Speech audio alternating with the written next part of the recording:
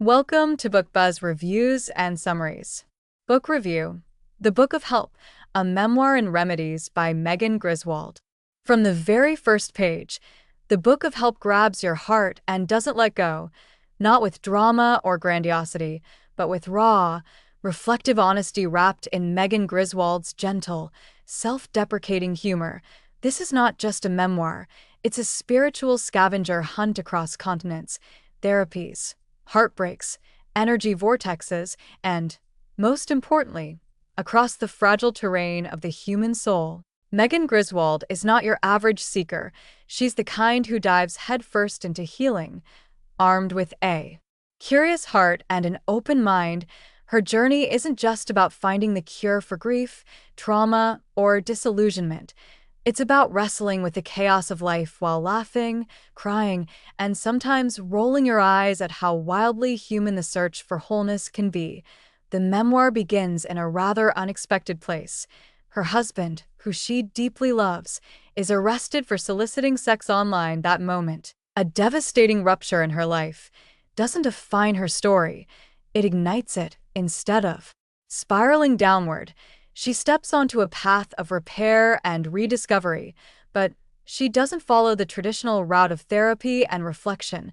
She plunges into hundreds of self-help methods, alternative therapies, and esoteric practices, from craniosacral therapy to yurt ceremonies in Mongolia, from colonics to chakra alignment, from silent retreats to shamanic healing rituals. It's all delivered in small, poignant vignettes, like pages torn from a beautifully cluttered spiritual diary. Each entry is named after a remedy, but instead of feeling like fragmented experiences, they weave into a rich, complex tapestry of a woman trying to mend her shattered world. What makes this book unforgettable is not the oddities of the remedies themselves, although they are certainly fascinating. It's the sincerity of the attempt. Megan never pretends to have found the ultimate fix, nor does she laugh too hard at the absurdity of it all. She honors each remedy, each practitioner, and each version of herself that tried to find answers, and in doing so, she gives readers permission to believe that healing is never linear. It's a dance, a spiral, a cosmic comedy. Megan's voice is intelligent without being preachy, humorous without being dismissive, and vulnerable without ever asking for pity. Her memoir reads like a letter to every person who's ever stood in front of the mirror, wondering if they're okay, and whether okay even exists. She doesn't offer prescriptions. She offers possibility. Not in a "you can heal your life" slogan kind of way, but in the way that suggests you are allowed to seek, stumble, and still be enough. Her relentless curiosity is contagious. Even if you've never considered a past life regression or sound bath, by the end of this book, you'll find yourself questioning your own unexplored paths to healing. You might laugh at her tales of goat milking retreats or solo camping with a broken heart, but you'll also nod deeply, maybe tear up, because her ache feels a little like yours. And that's what makes the Book of Help more than just a memoir. It's a mirror, a tender, hopeful mirror that reflects the truth. There is no shame in searching. There is no shame in falling apart, trying to stitch yourself back together with the thread of every spiritual or self-help idea you can grab.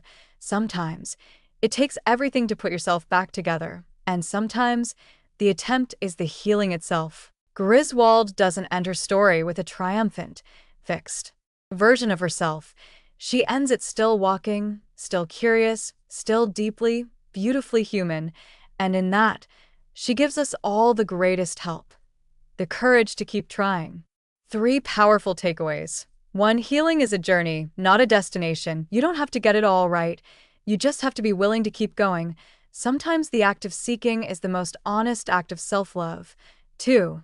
There's no one right way to heal. Whether it's therapy, a Reiki session, or a long hike alone, what helps you is uniquely yours. Give yourself permission to try, experiment, and yes, even fail. 3. You are allowed to be a masterpiece and a work in progress simultaneously.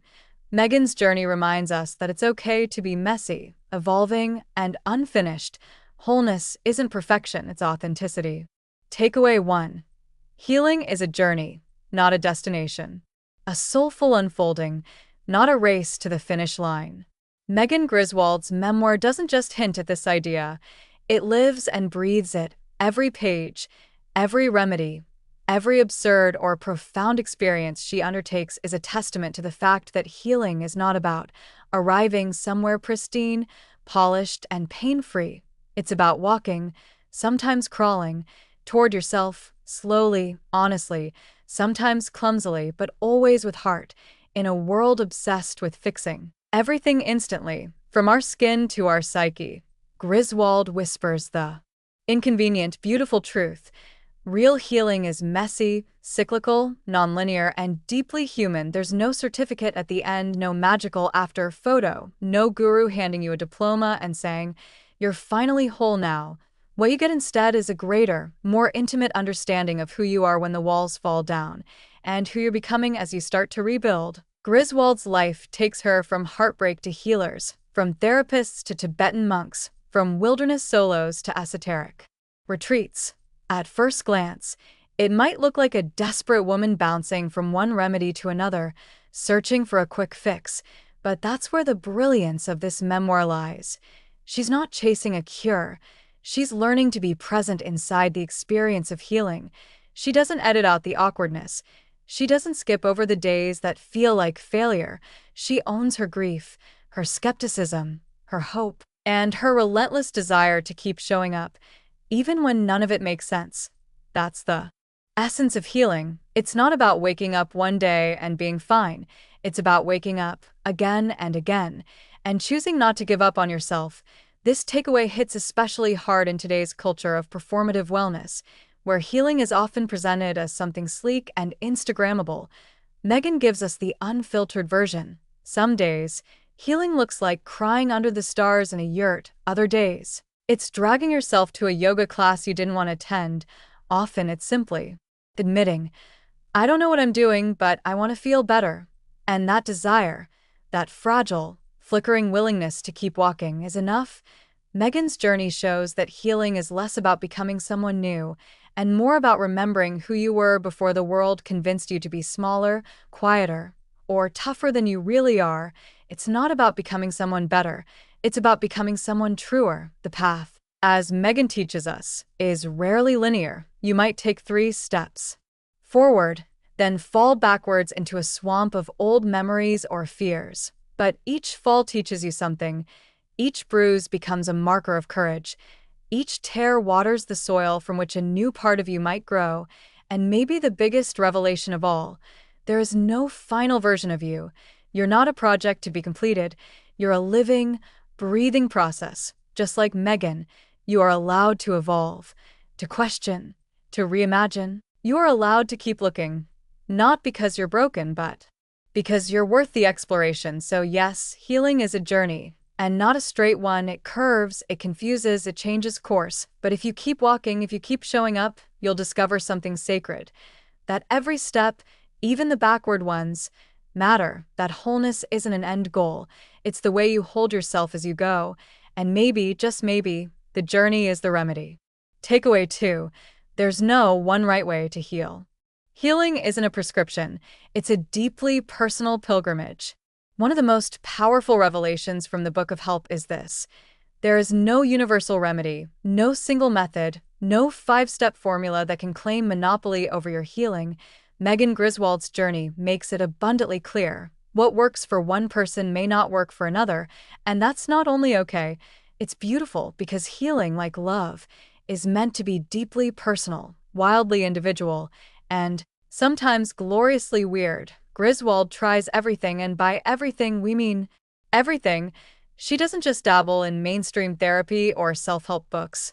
She dives into the mystical, the medical, the spiritual, the scientific, and the downright bizarre, from Jungian analysis to jungle retreats, from eye-reading iridologists to energy vortexes in Sedona, from sipping Chinese herbs to whispering affirmations in the mirror. She explores it all with a blend of hope and healthy skepticism, and through that brave willingness to experiment, she sends us a message that lands like a lightning bolt. You are allowed to write your own healing script. What resonates so deeply is that Megan doesn't judge any path she walks. She treats Reiki with the same reverence she gives to acupuncture or astrology, not because she blindly believes in everything, but because she believes in the power of trying. She teaches us that healing isn't about certainty, it's about curiosity. It's about giving yourself the freedom to explore without needing everything to make sense right away. In a society that craves certainty, she embraces ambiguity. In a world that markets 30-day fixes, she chooses lifelong exploration. In a culture that often scoffs at woo-woo healing, she stands in the middle of it all and says, maybe, let's see. And isn't that what most of us are afraid to do? To admit we don't have all the answers, to not be able to explain why lighting a candle in silence feels healing, or why a walk in the forest sometimes brings more peace than a dozen therapy sessions. But Megan gives us permission to trust our intuition, to tune in, to know that our bodies, our hearts, and our histories each require different medicine. There's no shame in trying one thing and realizing it's not for you.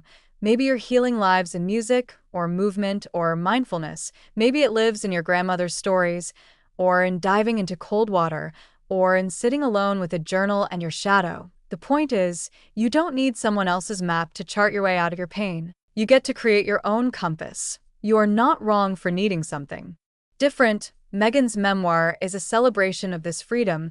Every remedy she tries becomes a stepping stone, not necessarily because it worked, but because it taught her something about herself, about her limits, about her capacity for wonder, about what she needs and what she doesn't. And through that, she models a new paradigm for us. Healing is not about allegiance, it's about alignment, not about picking one way and following it blindly, but about asking over and over, does this feel true to me? She invites us to look beyond what's popular, trendy, or medically sanctioned, to remember that for centuries, healing wasn't confined to hospitals or offices. It was passed down through rituals, through culture, through connection, sometimes whispered in prayer, sometimes sung in lullabies, and often found in the most unexpected places. So, the next time someone tells you there's only one way to fix what's broken inside you, remember Megan Griswold. Remember the woman who tried hundreds of ways to reconnect with her spirit. And remember this: healing is not about finding the right answer, it's about giving yourself the right to search, with openness, with playfulness, and with the fierce belief that you, more than anyone else, know what healing feels like in your bones. Takeaway 3. You are allowed to be a masterpiece and a work in progress simultaneously. Wholeness isn't about perfection. It's about being unapologetically, gloriously unfinished. This takeaway is the heartbeat of the Book of Help. It pulses through every page like a quiet drumbeat, reminding us that even in the depths of our confusion, pain, or heartbreak, we are still worthy, still radiant, still something remarkable in progress. Megan Griswold's memoir is not about becoming flawless. It's about becoming fully human, and that includes being brilliant and broken, radiant and raw, strong and still searching. We live in a culture obsessed with completion, from perfectly curated Instagram feeds to transformation stories that end with a dramatic before and after. We're taught that self-worth comes when you've finally arrived, that you must be healed, polished, sorted out. Only then are you lovable, successful, or worthy of peace. But Griswold rips that illusion to shreds. She stands in front of us, wide open and wholly herself, saying, I am still figuring it out. And that doesn't make me any less of a miracle. And when you read her journey, not just the places where she triumphs, but the moments where she flails, where she's absurd, confused, or lost, you realize, oh, I don't need to have it all together to be okay. That realization is liberating. It's healing in and of itself. Megan takes us through therapies that don't quite fix her. She shares spiritual retreats that give only temporary clarity.